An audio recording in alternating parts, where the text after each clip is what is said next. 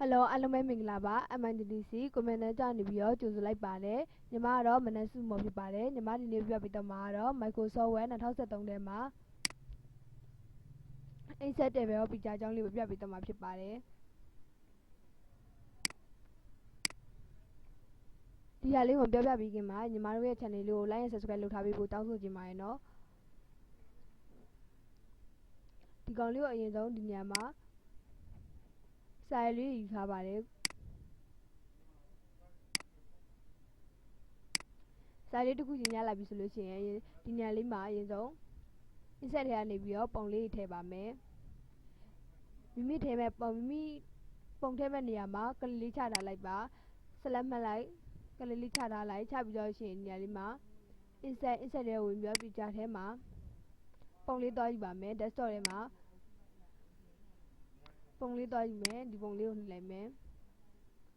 ဒီပုံနှိပ်လိုက်မယ်နှိပ်ပြီးတော့ရှင်တော့ insert ကိုနှိပ်ပေးလိုက်ပါနှိပ်ပြီးတော့ရှင်ဒီပုံလေးရလာပြီဖြစ်ပါတယ်ရလာပြီဆိုလို့ရှိရင်ဒီပုံကနည်းနည်းသေးလိုက်မယ်ဆိုလို့ရှိရင်ဒီကောင်လေးကနေဒီမျိုးသေးပြီးလို့ရတယ်လို့ဒီနေရာလေးကနေပြီးတော့လဲ height ဆိုရယ် format ထဲမှာရှိရဲနေရာလေးမှာ height ဆိုရယ်နေရာလေးကလည်းအကြီးသေးလုပ်ပေးလို့ရပါတယ်ဒီမျိုးကြီးသေးလုပ်ပေးလိုက်ပါ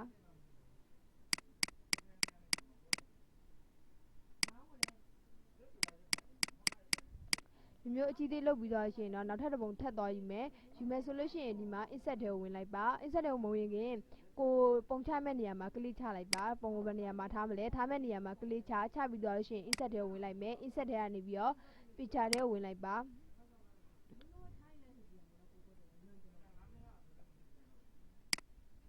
insert ကိုနှိပ်ပေးလိုက်ပါမပုံလေးရလာပြီဆိုလို့ရှိရင်ဒီကောင်လေးကိုဒီအနားကနေပြီးတော့နည်းနည်းလေးသေးပေးလိုက်မယ်အဲ့မျိုးသေးပေးလိုက်လို့ရတယ်လို့ဒီညာလေးကနေပြီးတော့လေကိုကပုံကို format ထဲမှာနေရာလေးမှာအဝိုင်းပုံစံလေးရောထည့်လို့ရပါတယ်အဝိုင်းပုံစံလေးကြိုက်လားဒါမှမဟုတ်ဒီလိုပုံစံမျိုးလေးကြိုက်လားကြိုက်နေတဲ့ပုံစံကိုထည့်ပေးလို့ရပါတယ်ဒီနေရာလေးကနေပြီးတော့ format ထဲမှာ height ထဲကနေပြီးတော့ဒီမှာလုပ်ပေးလိုက်ပါ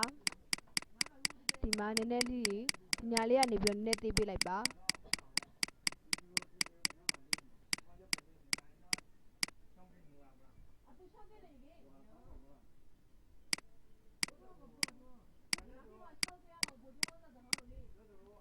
လုပ်ပြီးတော့လို့ရှိရင်တော့ဒီနေရာမှာနောက်ထပ်တစ်ခုထပ်တက်မယ်ဆိုလို့ရှိရင်ဒီမှာကလေးချပြီးတော့ရှင် insert ထဲကိုဝင်ပါမယ် insert ထဲကနေပြီးတော့ picture ကိုနှိပ်ပေးလိုက်ပါနှိပ်ပြီးတော့ရှင်ဒီ picture ထဲမှာကိုသုံးမဲ့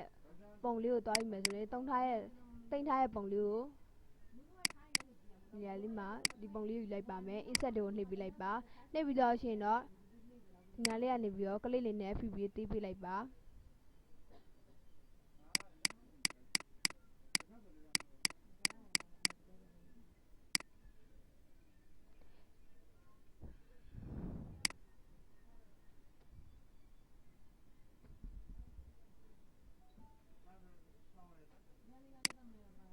မောက်ကိုက format ထဲမှာ format ထဲကိုဝင်လိုက်ပါမယ်ဝင်ပြီးတော့ရှင်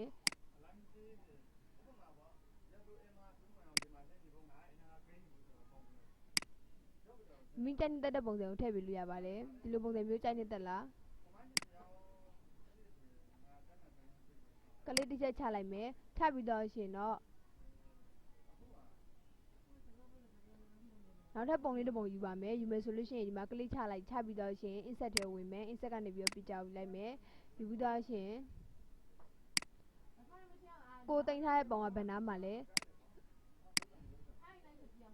ဒီပုံလေးယူလိုက်မယ်ပြီးတော့ရှင်တော့ဒီပုံယူတော့ insert ကိုနှိပ်ပေးလိုက်ပါဒီမှာပုံလေးရလာပြီဆိုလို့ရှိရင်နောက်ထပ်ပုံတစ်ပုံ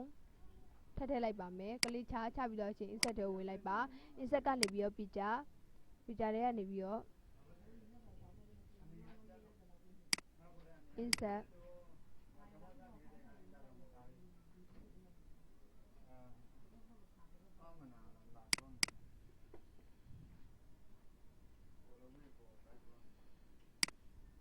မပုံလေးထည့်ပြီးတော့ပြီပေါ့နော်ထည့်ပြီးတော့ရှင်ဒီညမှာ caption လေးလုပ်ပါမယ် caption လုပ်မယ်ဆိုလို့ရှိရင် reference ကိုလာလိုက်ပါနောက်ပြီးတော့ရှင် insert caption လေးကိုဝင်လိုက်မယ်အဲတော့ဒီကောင်ဝင်ရင်ကိုပြုလုပ်မဲ့နေရာကိုကလေးလေးချလိုက်ပါ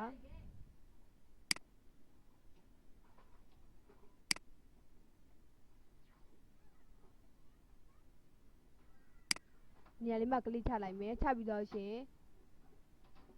insert ထဲကနေပြီးတော့ sorry reference ကနေပြီးတော့ insert caption လေးကိုဝင်လိုက်ပါဝင်ပြီးတော့ရှင် figure 1ဆိုပြီးတော့နာမည်ပေးလိုက်ပါမယ်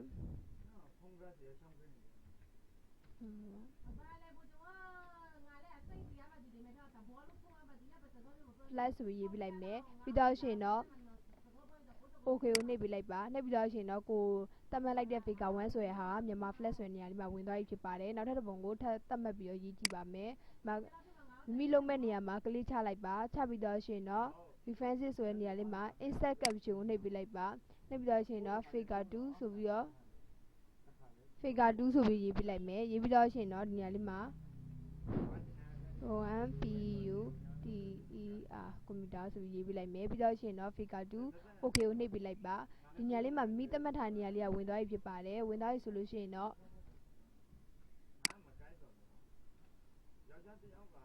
နောက်တစ်ခါဒီနေရာလေးမှာကလေးလေးချပြီးတော့ insert caption figure 3ဆိုပြီးပေးလိုက်မယ်ပြီးတော့ကျွန်တော် okay ကိုနှိပ်ပေးလိုက်ပါကလေးတစ်ချက်ချပြီးတော့ရှင်တော့ reference insert caption ဆိုပြီးတော့မှ insert caption ထဲမှာနှုတ်လိုက်မယ်နှိပ်ပြီးတော့ရှင်တော့ Microsoft logo ပေါ့နော်MI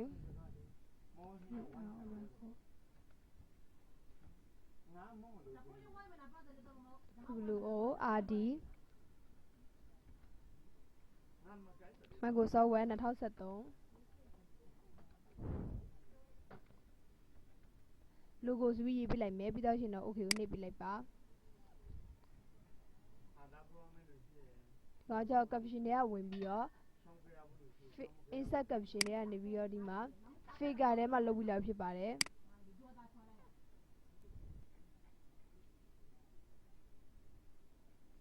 ဒါကြောင့် finger လေးထည့်တဲ့နည်းလေးပဲဖြစ်ပါတယ်ဒီနေရာလေးမှာနာကိုကလစ်ချလိုက်မယ်ချပြီးတော့ရှင်တော့ table contact ကိုနှိပ်ပြလိုက်ပါနှိပ်ပြီးတော့ရှင်ကိုကဘယ်လိုအနေထားမျိုးလိုချင်လဲ contact table နှိပ်ပြလိုက်မယ်နှိပ်ပြီးတော့ရှင်တော့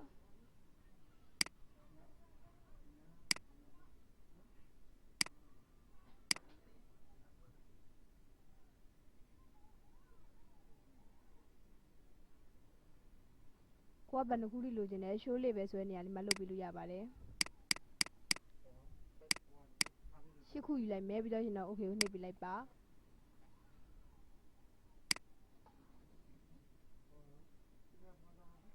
မိသတ်မှတ်လိုက်တဲ့ပုံလေးရာဒီမှာပေါ်လာပြီဖြစ်ပါတယ်ပေါ်လာပြီဆိုလို့ရှိရင်ဒီကောင်လေးကို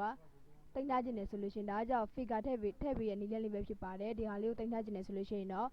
file ကနေပြီးတော့ save ကိုနှိပ်ပြလိုက်ပါ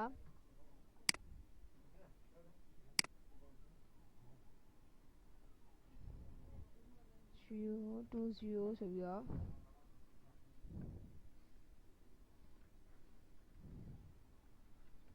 insert